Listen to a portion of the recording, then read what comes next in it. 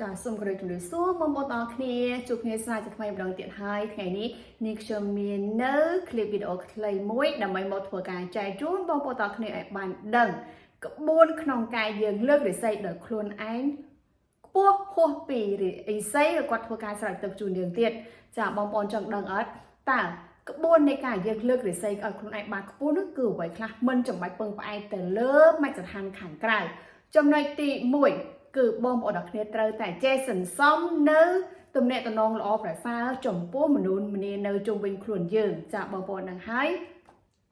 ការប្រស័យទាក់ទងគ្នាវាគឺជាកត្តាមួយដែលសំខាន់សម្រាប់មនុស្សយើងក្នុងសង្គមជាបច្ចុប្បន្ននេះចាពីព្រោះកាលណាយើងបើប្រកបរបររកស៊ីអ្វីមួយយើងត្រូវការមានញាតិមានមិត្តមានអ្នកស្គាល់មនុស្សនេះជាច្រើនទើបអាជីវកម្មយើងបានដំណើរការល្អចាកត្តាទី2គឺបងប្អូនទាំងគ្នាត្រូវចេះសន្សំសិនចៃនៅចំណេះដឹងរបស់យើងឲ្យខ្លាយជាជំនាញច្បាស់លាស់ពិតប្រាកដចាបងប្អូនដឹងហើយគេថាចេះ10មិនស្មើនឹងប្រសពមួយពីព្រោះចំណេះដឹងមួយវាទាមទារឲ្យយើងចេះច្បាស់លាស់ចេះពិតប្រាកដចេះឲ្យឆ្អិនចេះឲ្យស្ទាត់ពេលនោះហើយលុយនឹងរត់រកយើងនៅខ្លួនឯងចាកត្តាទី3គឺបងប្អូនទាំងគ្នាដឹងសមអីអត់គឺយើងសន្សំនៅកម្លាំងធម៌ពលមានន័យថាយើងថែទាំសុខភាពយើងឲ្យមានកម្លាំងពលំរឹងមាំ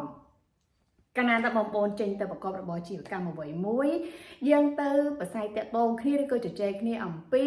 ចាគោលការណ៍អ្វីមួយហ្នឹងពេលដែលគេមើលលើទឹកមុខយើងមើលលើធម៌ពលមើលលើអេរយាប័តមើលលើស្មារតីយើងព្រោះយើងជាអ្នករឹងមាំមានសុខភាពរបស់ធម៌ពលអញ្ចឹងទៅភាពជោគជ័យគឺវាអាចមានច្រើនចាចាំបងប្អូនត្រូវចាំទុកណាកត្តាទី4គឺបងប្អូនទាំងគ្នាត្រូវតែសន្សំចេះសន្សំសំចៃលុយកាក់ចាយឲ្យត្រូវក្បួនពីព្រោះបងប្អូនដឹងថាលុយគឺវាពិបាករកតែចាយវាធូរចាយវាស្រួលចាបើកាលណាចំណេះខ្នះហិរញ្ញវត្ថុបងប្អូនទាំងគ្នាខ្វះខាតចាគឺវានាំឲ្យហានិភ័យខ្ពស់ទៅលើសេដ្ឋកិច្ចរបស់យើងចាសេដ្ឋកិច្ចរស់នៅរបស់យើងនេះសេដ្ឋកិច្ចក្នុងគ្រួសាររបស់យើង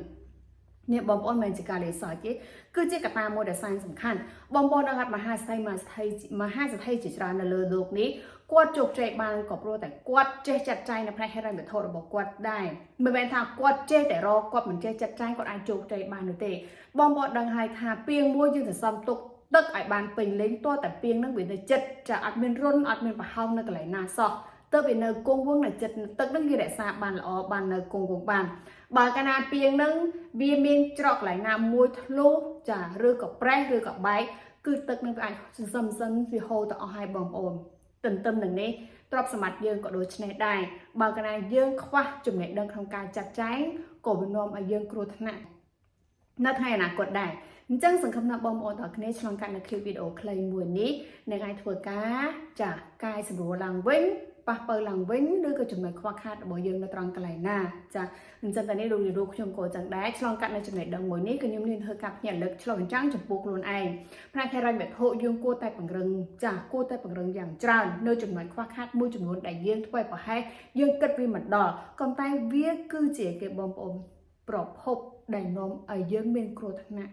ចាទៅលើបញ្ហាហិរញ្ញវត្ថុរបស់យើងដូច្នេះសូមអរគុណសូមជូនពរបងប្អូនទាំងគ្នាជោគជ័យគ្រប់គ្នា